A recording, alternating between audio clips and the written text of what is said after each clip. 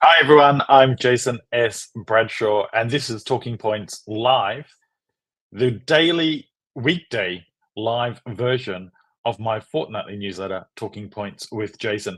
You can subscribe to the newsletter at jasonsbradshaw.com or, of course, on LinkedIn. And while I've got your attention, don't forget you can reach out to me on all social platforms at Jason S. Bradshaw. Today, the topic is a question around, do you pay attention to the small things? There's this story, and it's been told many times, that Steve Jobs was obsessed about the inside of their products, the design of the product internally, as he was about the external design and the user experience. He was obsessed with the small details. Now, you could argue that there's no discernible improvement for customers because of that obsession. I would argue that because of that obsession, he created a culture where at every touch point, the attention to the small things led to creating an ecosystem of products and services that people rave about, that people to this day line up to purchase. But of course, Steve Jobs is not the only person to obsess about the small things. If you were watching yesterday, you would know that I was traveling, or that I am traveling rather. And so, of course, that necessitates a stay at a hotel. And, and it got me thinking when I was contemplating today's life. My experience at this property compared to, say, my experience at a Walt Disney World resort property or a Disneyland resort property. You see, as I walk from the hall to my room, I pass a number of touch points, a number of small things that clearly don't get any attention at this hotel.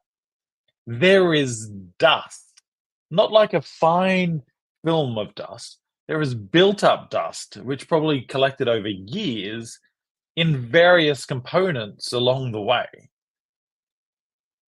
That certainly doesn't reinforce in my mind that this property pays attention to cleanliness.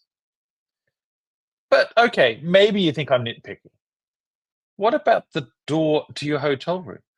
Should it have chips out of it, paint chips out of it, or should it be clean and pristine? I am, after all, staying at a five-star property, so I don't think it's too much to expect that the property be well maintained. Now, this is in stark contrast to every experience I've had at a Walt Disney World hotel. You see, at every trip that I've had, I've always seen maintenance personnel maintaining the building, repainting a kickboard, fixing a mark on a wall. Of course, the janitorial team cleaning. And it got me thinking that Walt Disney World resorts are, and Walt Disney World is highly profitable.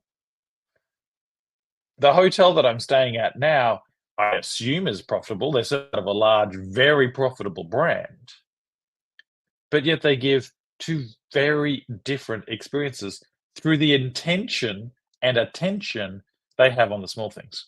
So I would, without doubt, recommend any Walt Disney property that I've stayed at, and I would always choose to stay at one.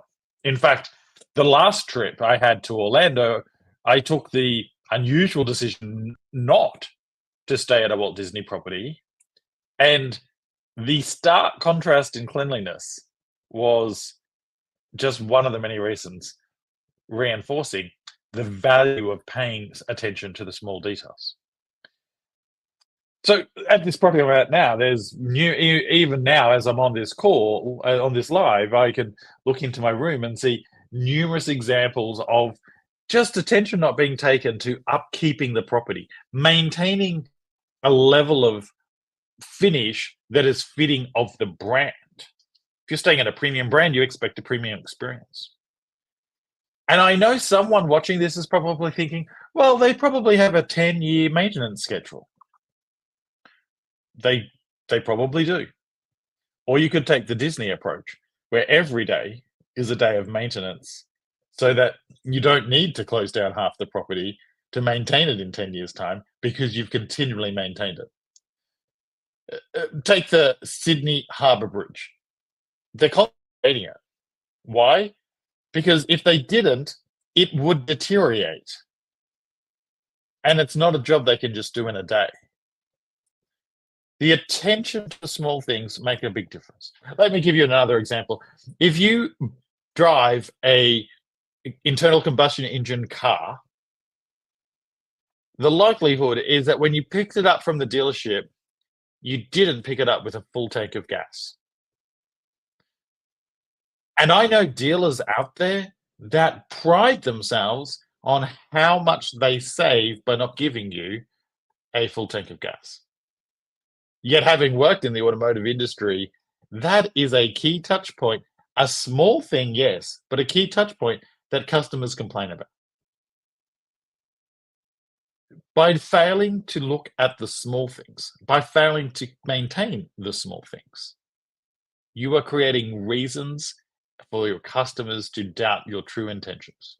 How can you be a premium brand if you are not premium in everything that you do?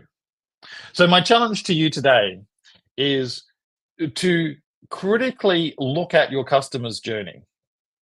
Are there touch points that are not obvious but are visible?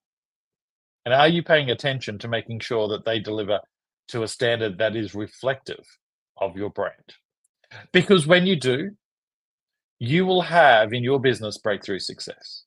When you do, you'll have customers that won't have doubts about whether they made the right choice, about the value that you're getting, that you're delivering. So I challenge you, look at the non-obvious customer touch points and how can you improve those? As always, I'm here to help you have breakthrough success in your business. And you can connect with me at businessbreakthroughcoaching.net. At this time of the year, I open up my coaching program to new customers. And certainly, if you're looking to accelerate your success in 2024, this is the program for you. The coaching program, businessbreakthroughcoaching.net, is an application process. So we'll have a chat before you need to put any money down to make sure that we're a great fit, and that I'm comfortable that I'll be able to support you on your growth journey. So that's businessbreakthroughcoaching.net.